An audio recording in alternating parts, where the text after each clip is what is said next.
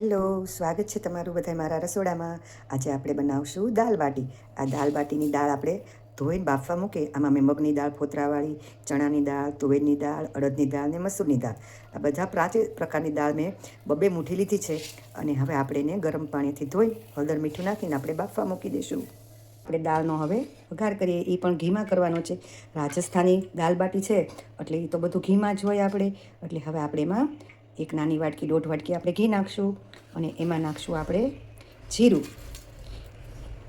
અને એમાં જશે આપણે આદુ મરચાં લસણ મેં ઝાઝા બધા વાટેલા છે. 2 તીખા મરચાં, 2 મોળા મરચાં.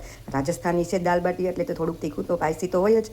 અને આ 2 મોટા ટમેટાં, આ 3 ડુંગળી મેં સુધારી. લીમડો તો હોતો નથી પણ આપણે ગુજરાતી છીએ એટલે લીમડો તો નાખીએ જ. અને સૂકા મરચાં અને આ આપણા રૂટીન મસાલા. હવે આપણું જીરું તતડી ગયું છે, આપણે હવે એમાં નાખશું આદુ મરચાં ને લસણ. આમાં કોઈ ખડા સૂકા આપણા ગરમ મસાલા કોઈ નથી હોતા. આમાં ખાલી સૂકા લાલ મરચાં જ આપણે નાખવાના છે. કોઈ લવિંગ, તલ, તજ, બાદિયા એવી કોઈ વસ્તુ આપણે આમાં નાખવાની નથી. પછી નાખશું આપણે ડુંગળી પણ આપણે થોડીક સાતળી લઈએ. ડુંગળી પણ બ્રાઉન થઈ ગઈ છે. હવે નાખી દઈશું આપણે એમાં ટમેટાં. હવે નાખશું આપણે ચડિયાતી થોડીક હિંગ.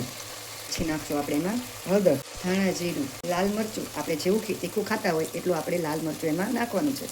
થોડુંક આપણે સ્વાદ અનુસાર મીઠું ઓછું નાખવાનું છે. આપણે દાળ બાફવામાં થોડુંક નાખ્યું હતું એટલે. હવે નાખશું આપણો કઢી પત્તા, મીઠો લીમડો. જો આપણા મસાલા બધા ઘીમાં એટલી બધી સુગંધ આવે છે, સરસ સતળાઈ ગયા છે. હવે નાખશું આપણી બાફેલી મિક્સ દાળ. જો આ દાળને આપણે ઝેરવાની નથી, આમ આખી હોય એમ જ નાખવાની છે.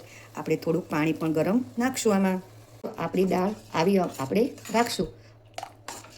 ને આપણી દાળ હવે તૈયાર થઈ ગઈ છે. હવે આપણે એને થોડીક વાર ઉકળવા દઈશું. હવે આપણે બાટીનો લોટ બાંધશું અને એક બાજુ આપણે ઓવન પણ ગરમ મૂકી દીધું છે. એમાં મેં જાડો લોટ લીધો છે, અડધી વાટકી આપણે એમાં રવો નાખશું. સ્વાદ અનુસાર આપણે મીઠું નાખશું અને અજમા પણ આપણે આવી રીતના આમ મસળીને થોડાક આપણે એમાં નાખવાના છે. પછી નાખશું આપણે એમાં આપણા ખાવાના સોડા થોડાક, આટલા પિંચ જેટલા. અને પછી નાખશું આપણે એમાં મોણનું ઘી. આ ઘી રાજસ્થાની છે એટલે તો ઘીનો ઉપયોગ તો ભરપૂર થાય છે. આપણે મુઠ્ઠી પડતું મોણ આવી રીતના આપણે ચોળીને નાખવાનું. તબ ગરમ પાણીથી આપણે લોટ બાંધી દેવાનો. આપણે ભાખરીનો બાંધીએ છીએ એવો આપણે થોડોક રાખવાનો છે. આપણો લોટ હવે બંધાઈ ગયો છે અને આપણે આવી રીતના આવા ગોળા વાળીને પછી અહીંયા 2 કાપા મૂકીને આપણે હવે બધી બાટીને આપણે હવે આમાં શેકી લઈશું. અને બધી બાટી આપણે હવે વાળી લઈએ. આપણી બાટી બધી હવે વળાઈ ગઈ છે. હવે આપણે એને ઓવનમાં શેકવા મૂકી દઈએ. ધીમા ગેસ અત્યારે મેં રાખ્યો છે. પછી એવું લાગે તો જોયા કરવાનું અને થોડો ધીમો ફાસ કરવાનું. આપણે બાટી હવે બધી શેકાઈ ગઈ છે. હવે આપણે એને કાઢી લઈએ. બધી આપણે એને ઘીમાં બોળી દઈએ અને પછી આપણે એને કાઢી લઈએ. આવી રીતના બધી આપણે ઘીમાં બોળી લેવાની છે. આવી રીતના બધી આપણે ઘીમાં બોળી લેવાની છે. કામાં આપણે હવે દાલ થઈ ગઈ, બાટી થઈ ગઈ. હવે આપણે એનું ચૂરમું પણ કરી લઈએ હારોહાર.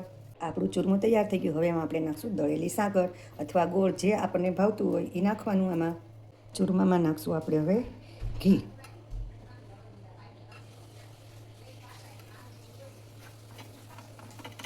જો મારો વિડીયો તમને કેવો લાગે છે, જો ગમે છે, સારો લાગે છે એ પણ કહેજો મને.